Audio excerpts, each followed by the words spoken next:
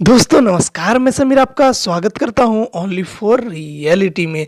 दोस्तों तारक मेहता का शो जैसे ही शुरू होता है सबसे पहले तो बाघा रोता हुआ दिखता है। खैर दोस्तों बात करते हैं आज की एपिसोड की। दोस्तों एपिसोड में जैसे ही बाघा रोता हुआ नजर आता है पोपटलाल परेशान हो जाता है कि अरे बाघा क्या कर रहा है, तो बोलता है रो रहा है, ऐसा कौन रोता है, नहीं नहीं वो ऐसा ही रोता है। उसके बाद फिर से जब उसका रोना हो जाता है वो रो के फिर से वापस आता है, तभी फिर पोपटलाल को सारी बात बताता है कि आपकी नौकरी चली गई है ना, इसीलिए मुझे दुख हो रहा है। तभी पोपटलाल उसे मनाने का कोशिश करता है। जेठालाल बोलने लगता है अरे पता ही नहीं चल रहा है कि नौकरी किसकी गई है। उसके बाद बाघा के दिमाग में आता है एक आइडिया और वो बोलता है अरे मेरे पास एक आइडिया आ गया है, बहुत ही जबरदस्त आइडिया है। बोलते कौन सा जल्दी बताना बताना। तो वो बताता है कि अरे आप मेरे हमारे ही दुकान में काम कर सकते हो, हमारे गड़ा इलेक्ट्रॉनिक्स में आप काम कर सकते हो। पोपटलाल बोलता है हाँ मैं तो काम कर सकता हूँ, क्योंकि अभी तो नट्टू का कहा नहीं ना, उनके जगह पर मैं काम कर सकता हूँ। लेकिन जेठालाल तुम परेशान मत हो,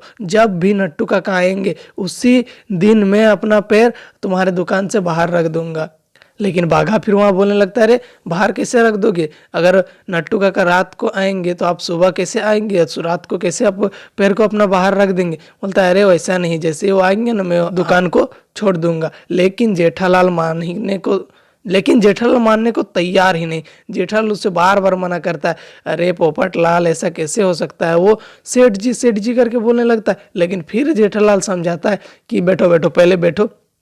और बाघा फिर दो कुर्सी लेकर के आता है और वो लोग बैठ जाते हैं। बैठ के बात करने लगते हैं कि अरे पोपटलाल देखो, तुम मेरे दोस्त हो, तुम मुझे सेठ कैसे बोल सकते हो। फिर पोपटलाल समझने को तैयार ही नहीं। तभी जेठालाल सेठ बना देता है पोपटलाल को और पोपटलाल को बोलता है अगर तुम सेठ रहते तो मुझे क्या बोलते, तुम क्या रहते। तो बोलता है हाँ सेठ बनना तो सही नहीं है।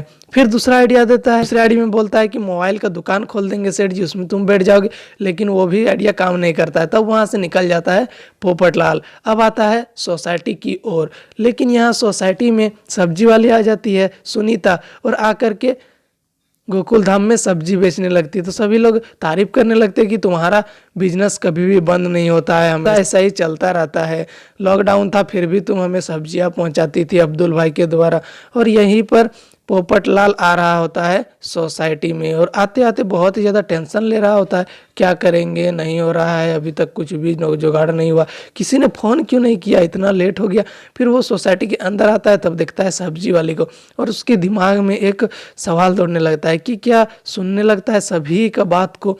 और वो सोचता है कि मैं भी अगर ये काम करूँ तो कैसा रहेगा। सभी की बात को जैसे सुनता जाता है वो भी बहुत ज़्यादा अट्रैक्ट होता जाता है सब्जी बेचने की तरफ। और वहाँ पर सब्जी बेचते बेचते वो चला जाता है सपना में। और सपने में जाने के बाद वो सोचने लगता है कि सब्जी ले लो सब्जी करके। वो आएगा सोसाइटी में, सभी लोग दौड़ते हुए उसके पास आएंगे और उसे बोलने लगेंगे हाँ पोपट भाई आप तो कभी भी मोल भाव नहीं करते हो, बहुत ही अच्छे दाम पर आप देते हो। ये सोचने लगता है। उसके बाद फिर वहाँ पर उसका सपना टूट जाता है। तभी वहाँ पर वह फिर से सोचने लगता है कि अरे हाँ गली गली में अगर मैं घूमूंगा तो गली गली में घूमते घूमते मुझे लड़की भी मिल सकती है शादी के लिए। पहले एक लड़की आती है, वो लड़की बोलती है मैं शादीशुदा हूँ, और फिर वो दूसरी लड़की आती है तो उसको थोड़ा अलग टाइप से पूछता है कि अपने पति को ले जाओ सब्जी खिलाओगी, आप एक सामान क्यों ले रहे हो। तभी वहाँ पता चलता है कि वो लड़की शादीशुदा नहीं है। और पोपटलाल वहाँ उसे शादी की बात भी बताता है और लड़की भी तैयार हो जाती है पोपटलाल से शादी करने के लिए।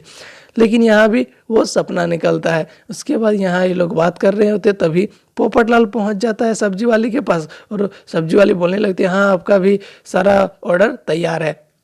तो बोलता है नहीं नहीं मुझे तुम बताओ कि सब्जी का तुम बिजनेस करती हो कैसा है। तो बोलता है बहुत मेहनत का काम है। बहुत मेहनत का काम है तो क्या होगा, मैं कर लूँगी। नहीं नहीं कर पाएंगे आप। 3 बजे रात को उठो, जा कर के सामान गाड़ी से उतारो, गाड़ी में लोड करो, वहाँ से फ्रेश करो, सारा सब्जी को धो, फिर ठेले में ला दो और फिर गली गली घूमना पड़ता है। तो पोपटलाल ये भी करने को तैयार नहीं होता है।